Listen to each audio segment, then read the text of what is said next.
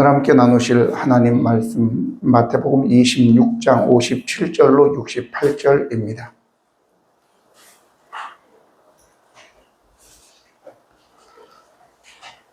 예수를 잡는 자들이 그를 끌고 대제사장 가야바에게로 가니 거기 서기관과 장로들이 모여 있더라.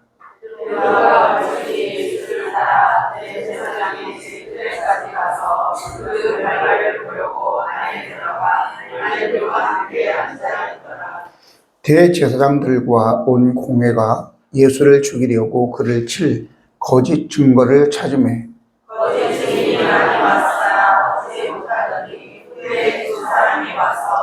이르되 이 사람의 말이 내가 하나님의 성전을 헐고 사흘 동안에 지을 수 있다 하더라 하니 대제사장이 일어나서 예수께 묻되 아무 대답도 없느냐 이 사람들이 너를 치는 증거가 어떠하냐 하되 예수께서 침묵하시거늘 대제사장이 이르되 내가 너로 살아계신 하나님께 맹세하게 하노니 내가 하나님의 아들 그리스도인지 우리에게 말하라. 예수께서 이르시되 내가 말하였느니라.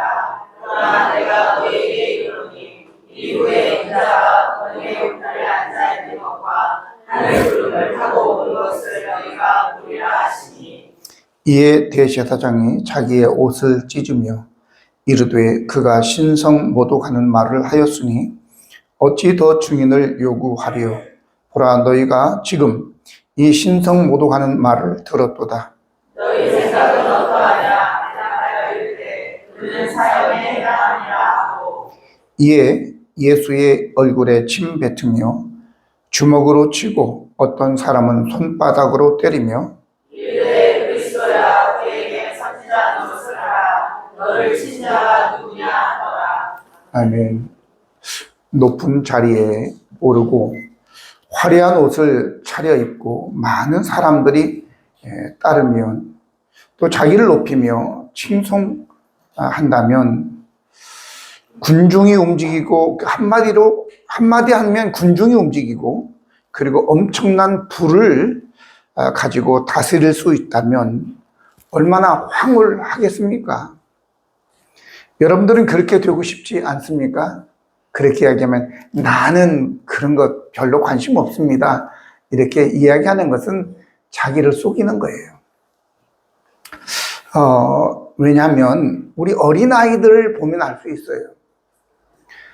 저는 이제 우리 딸들을 키울 때는 제정신이 아니었어요. 어렵다 보고 그리고 또 그 와중에 또 이제 뭐 선교지에 나가고 하다 보니까 그런 게 없었는데 우리 손녀딸들을 보면서 우리 은소나 하야 이제 같은 집에서 살다 보니까 얘들을 보면은 알 수 있어요.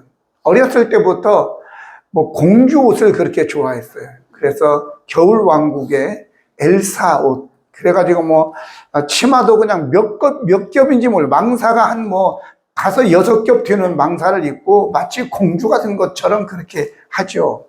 그리고 또 남자애들은 뭐 빨간 망토를 두르고 또 슈퍼맨처럼 그렇게 하면서 그 아이들이 순수함이거든요. 그 아이들이 그러는데 나는 아니다. 그런 거는 거짓이요. 우리의 마음에는 다 그런 게 있다 그 말이죠. 그런데 문제는 여기에 치명적인 함정이 있다는 거예요. 오늘 저는 제목을 하나님의 자리에 앉은 대제사장이라고 얘기했는데 권력이나 부의 정점에 이르게 되면 또 무엇을 꿈꾸겠어요? 만족하고 와 좋다 이렇게 하지 않아요. 더 이상을 바라보게 되는 거죠. 그래서 여기에 최고 지도자의 지향은 뭐냐라고 하는 거예요. 이에 대제사장이 자기의 옷을 찢으며 이르되 그가 신성모독하는 말을 하였으니 어찌 더 증인을 요구하리요. 보라 너희가 지금 이 신성모독하는 말을 들었다. 너희 생각은 어떠냐? 대답하여 이르되 그는 사형에 해당하니라 하고 라고 얘기했습니다. 인간의 욕망은 과연 어디까지일까? 에덴 동산에서의 원죄성이 없는 아담과 하와는 진짜 너무 행복한 그 자체였죠. 그럼에도 불구하고 거기에서 끝나지 않잖아요. 사탄이 조금 건드니까 너가 저 선악을 알게 하는 나무의 열매를 먹으면 하나님같이 된다라고 하니까 마음에 충동이 되어 그 열매를 바라볼 때에 보암직하고 먹음직하고 또 지혜롭게 할 만큼 탐스러웠다라고 얘기하고 있습니다. 그리고 따먹습니다. 왜? 하나님같이 되려고 하는 것입니다. 대제사장이라고 하는 것은 유대 사회에서는 최고의 정점입니다. 거기에서 만족을 했어야 되는데 그걸로는 만족이 안 되는 것이죠. 그래서 이들은 하나님 노릇을 하는 것입니다. 중요한 것은 이 대제사장의 의로움이나 어떤 도덕적인 품성이나 아니면 능력이나 백성들을 사랑하는 마음은 없는데 단지 하나님같이 되려고 했다라고 하는 것입니다. 근거 없는 말씀이 아니라 오늘 본문에 그렇게 나와 있어요. 그들은 예수님께 물어봅니다. 네가 하나님의 아들 그리스도인지 우리에게 말하라고 하니까 예수께서 이르시되 내가 말하였느니라. 그러나 내가 너에게 이르노니 이후에 인자가 권능의 우편에 앉아 있는 것과 하늘 구름을 타고 오는 것을 너희가 보리라 하시니 이에 대제사장이 자기의 옷을 찢으며 이르되 그가 신성모독하는 말을 하였으니 어찌 더 증인을 요구하리요. 보라 너희가 지금 이 신성모독하는 말을 들었도다 하고 이렇게 기록을 하고 있습니다. 아니 하나님의 아들 그리스도께서 내가 그리스도라고 얘기했는데 뭐가 문제예요? 중요한 것은 신성모독이 아니라 대제사장 모독인 거죠. 내가 원하는 말을 너가 하지 않았다. 내 앞에서 감히 네가 하나님의 아들 그리스도라고 얘기하냐? 기분이 상한 거예요. 대제사장님의 기분이 상해버린 거예요. 하나님에 대한 신성모독이 아닙니다. 오늘 이것은 대제사장이 영적인 소경이기 때문에 그런 것입니다. 뿐만 아니라 이 대제사장은 마음에 하나님의 마음이 아니라 마귀의 속성을 가지고 있었기 때문인 것입니다. 오늘 요한복음 8장 44, 47절을 보면 이 마귀에 대해서 얘기하는데 대제사장과 어찌 그리 일치하는지 모릅니다. 거기에 이렇게 기록되어 있습니다. 너희는 너희 아비 마귀에게서 났으니 너희 아비의 욕심대로 너희도 행하고자 하느니라. 그는 처음부터 살인한 자요 진리가 그 속에 없으므로 진리에 서지 못하고 거짓을 말할 때마다 제 것으로 말하나니 이는 그가 거짓말쟁이요 거짓의 아비가 되었음이라. 내가 진리를 말함으로 너희가 나를 믿지 아니하는도다. 너희 중에 누가 나를 죄로 책잡겠느냐? 내가 진리를 말하는데 어찌 나를 믿지 아니하느냐? 하나님께 속한 자는 하나님의 말씀을 듣나니 너희가 듣지 아니함은 하나님께 속하지 아니하였음이로다 라고 얘기하고 있는 것입니다. 이 대제사장들이 하는 모든 일들이 바로 하나님의 일이 아니라 마귀의 일이라는 거죠. 하나님은 죄에 사로잡혀 있고 사망 권세에 사로잡혀 있는 자들을 자유케 하는 것입니다. 마태복음 4장 16절에 보면 흑암이 앉은 백성이 큰 빛을 보았고 사망과 그늘에 앉아있는 자들에게 빛이 비쳤도다 이렇게 얘기하고 있는 것입니다. 그런데 죄 없는 예수님을 끌어다가 지금 사형을 시키려고 하고 있는 거잖아요. 예수님 분명히 요한복음 10장 10절에 이렇게 말씀하셨습니다. 도적이 오는 것은 도둑질하고 죽이고 멸망시키려는 것뿐이고 내가 온 것은 양으로 생명을 얻게 하고 더 풍성하게 하기 위함이다 이렇게 얘기하고 있단 말이죠. 그러니까 사람을 잡아 죽이는 것은 그것은 마귀의 일이란 말이죠. 하나님은 죄인도 살려주는 거 생명을 풍성하게 하는 것이 하나님의 일인데 오늘 이 대제사장의 일을 보니까 이건 하나님의 일이 아니다라고 하는 것입니다. 예수님을 이제 궁지에 몰아놓고 야 너희들 생각은 어때? 이렇게 묻습니다. 당연히 사형이죠 이렇게 얘기하잖아요. 이미 다 판을 짜놓고 내가 이렇게 하면 너희들은 그렇게 큰 소리로 해? 이렇게 얘기하는 것입니다. 그래서 사형이다 이렇게 이야기를 하는 것입니다. 오늘 이 많은 독재자들이 하는 수법이지 않아요? 성경에 나오는 말씀들, 애굽의 바로나 바벨론의 느부갓네살이나 로마의 가이사나 다 마찬가지예요. 절대 권력을 쥐게 되면 마치 자기가 하나님 된 것처럼 신상을 만들어 놓고 자기를 형상화한 신상을 만들고 절해라 이렇게 얘기하는 거잖아요.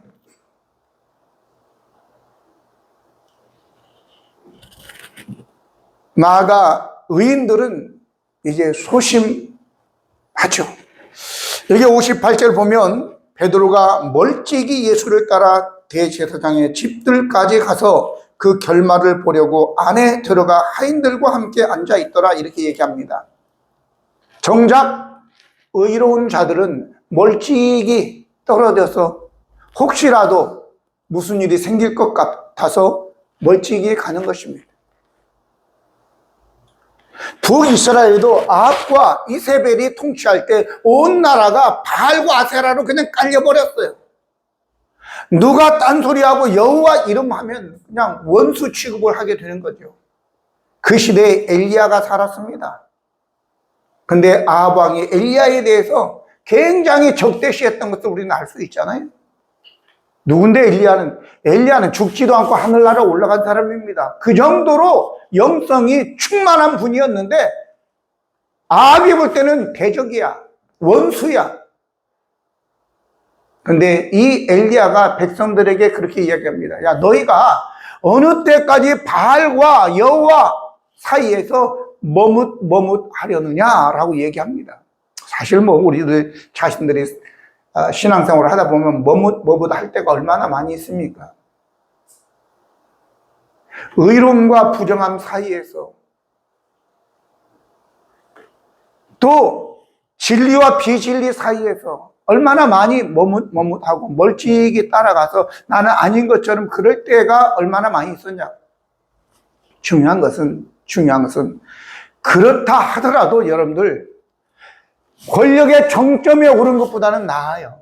왜? 권력의 정점에 오르면 하나님처럼 돌려다가 망하는데 그래도 연약해서 멀찍이 따라가게 되면 실패하게 되죠. 부인하게 되죠. 다음 주에 우리가 닭이 곧 울더라 이렇게 말씀이 하는데 바로 이게 베드로가 그 닭이 울므로 회개하고 돌이키는 내용이에요. 예수님을 3번씩 부인하고 난 다음에. 그런데 제자들 중에서는 그래도 좀 나은 편이잖아요. 가룟 유다는 갔고 나머지 11 제자 중에서 10명은 어디로 도망가서 흔적도 없어. 어디 갔는지 몰라. 그나마 베드로가 멀찍이라도 따라와서 거기에 지금 앉아 있는 거잖아요. 오늘 여러분 우리가 신앙생활 하다가 혹시 실패할 수도 있어요. 그러나 그때 여러분들이 낙심하지 말기를 바랍니다. 왜? 그것 때문에 우리는 겸손하게 전화위복이 되어서 하나님을 더 충성스럽게 섬길 수 있는 것입니다. 그런데 한 번도 실패한 적도 실수한 적도 없는 사람들은 얼마나 의기양양한데 하나님 내가 저 세리와 같지 않음을 감사하나이다. 나는 일주일에 2번씩 금식을 하고 11조 드리고 뭐 성수주일도 잘하고 한 번도 내가 지금까지 주일을 빼먹은 적이 없습니다. 그게 자기의 의의가 됐어. 제가 가끔 얘기하잖아요. 어떤 분들은 우리는 신혼여행을 오살리 금식 기도로 갔다 이렇게 얘기합니다. 믿음 좋지 않아요? 그죠?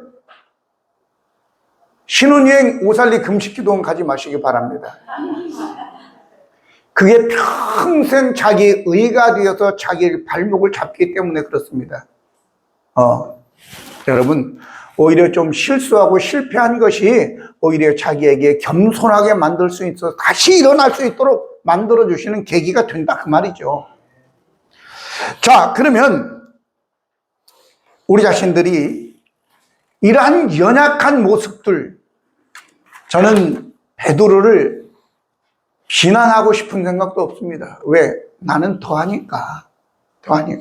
그러나 그렇다 그 말이죠. 그런데 베드로가 거기에서 뭔 얘기해봐야 뭐 말이 통하겠어요. 거기에서 말이 안 통하죠. 하나님의 구원 섭리에 베드로가 뭐 한마디 했다고 해서 그것이 무슨 역사가 일어나는 것도 아니죠. 그렇다고 해서 조용히 있는 것도 또 그렇잖아요. 뭐 한마디라도 해야죠. 어쨌든 그런 반면에 어떤 사람들, 아니 대부분의 사람들은 힘 있는 자의 편에 서 있었다라고 하는 거죠. 59절로 61절 보면 대제사장들과 온 공회가 예수를 죽이려고 그를 칠 거짓 증거를 찾으며 온 공회예요. 모든 사내들인 국회의원들이 다 예수를 죽이려고 그를 칠 증거를 찾았다. 거짓 증인이 많이 나왔다. 그런데 얻지는 못했는데 후에 두 사람이 와서 이르되 이 사람의 말이 내가 하나님의 성전을 헐고 사흘 동안에 지을 수 있다 하더이다. 그렇게 얘기합니다. 악한 자들은 목적 달성을 위해서라면 물불 수단 방법 가리지 않습니다.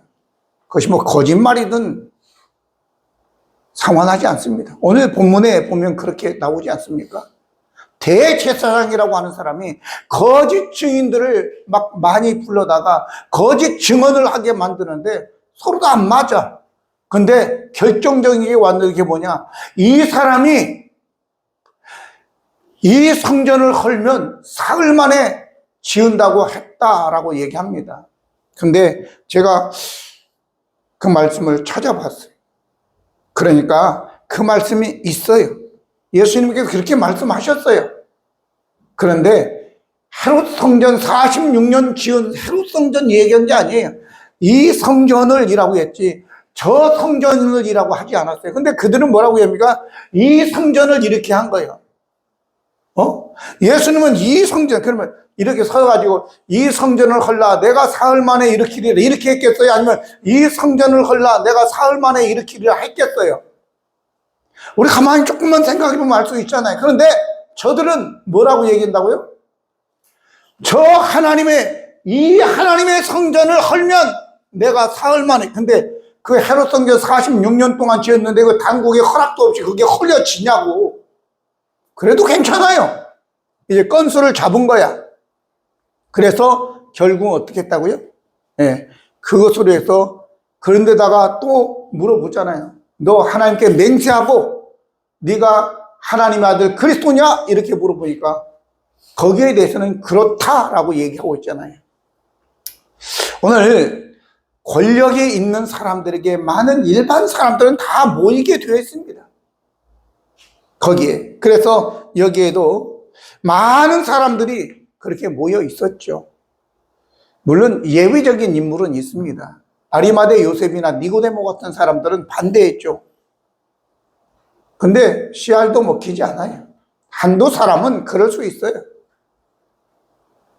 오늘 저와 여러분 이제 마지막 예수님의 침묵은 여기에 보면 예수님께서 거짓 증인들이 와서 그렇게 얘기를 해도 예수님은 침묵합니다. 말씀하지 않아요. 왜? 자기 안위를 위해서 하지 않습니다. 그런데 여기에 예수님께 하나님께 맹세하라.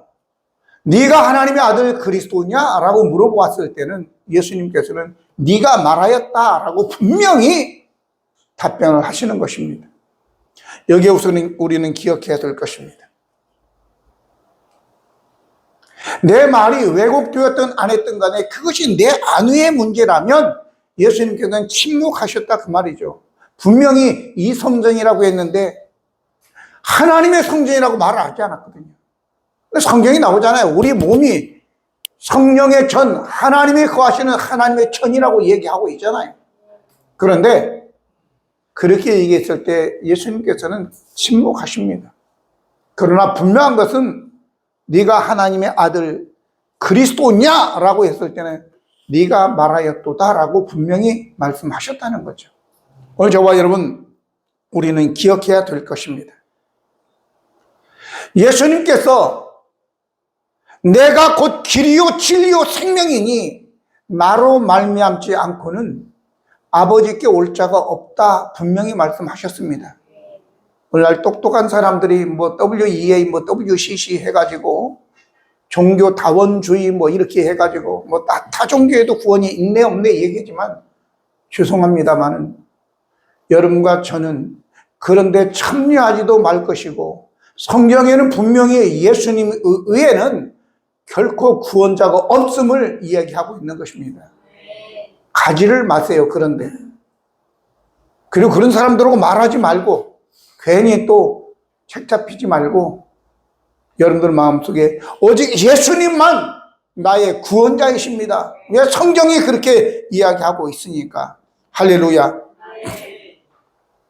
어떤 사람이 무슨 말을 할지라도 거기에 휘둘리지 말고 그래도 나는 예수님만 내 구원자이고 왜 예수님께서도 그 말에 대해서는 분명히 네가 말하였도다라고 얘기하고 있지 않습니까? 그것은 예수님만 우리의 구원자이시라는 것을 분명히 말씀하고 있는 것입니다. 결론을 짓겠습니다. 여러분과 제가 신앙생활에 가면서 때로 실수할 수도 있고 실패할 수도 있습니다. 그러나 낙심은 하지 마십시오. 그러기 때문에 오늘 우리는 정점의 권력의 정점, 부의 정점에 올라가서 하나님처럼 되지 않기 때문에 그런 겁니다. 네가 너 부끄러운 모습 때문에 겸손할 수밖에 없는 것입니다. 그래서 그런 가운데에서도 오직 우리가 붙들 수 있는 것은 예수 그리스도밖에 없다라는 것을 마음에 깊이 새기셔서 오늘도 부자로 또 최고의 권력의 정점에 있는 자들을 부러워하지 마시고 여러분들 자체로 하나님께 감사하며 살아가기를 예수님 이름으로 축원합니다. 기도하시겠습니다. 거룩하시고 은혜로우신 하나님 우리 아버지, 대제사장은 예수 그리스도 진리이신데 참이신데 거짓이라고 그렇게 거짓 증인을 데려다가 거짓 증언을 하게 해서 십자가에 못 박습니다. 우리 하나님 아버지, 저희들 어리석은 자가 되지 않도록 도와주시고 행여 우리가 베드로처럼 멀찍이 또 머뭇머뭇하며 이제 살았을지라도 돌이켜 우리 하나님을 위해서 살아갈 수 있는 저희들 되게 해주시고 우리를 위해서 십자가에 피 흘려 돌아가시고 아버지 우리의 영원한 그리스도가 되신 예수님만을 믿고 의지하며 살아가게 도와주시옵소서. 과거의 실패를 오늘의 겸손으로 바꾸게 도와주시고 그러기에 더욱 열심으로 주님을 위해서 충성된 하나님의 백성들 되게 하여 주시옵소서. 우리 구주 예수 그리스도의 이름으로 기도드립니다. 아멘.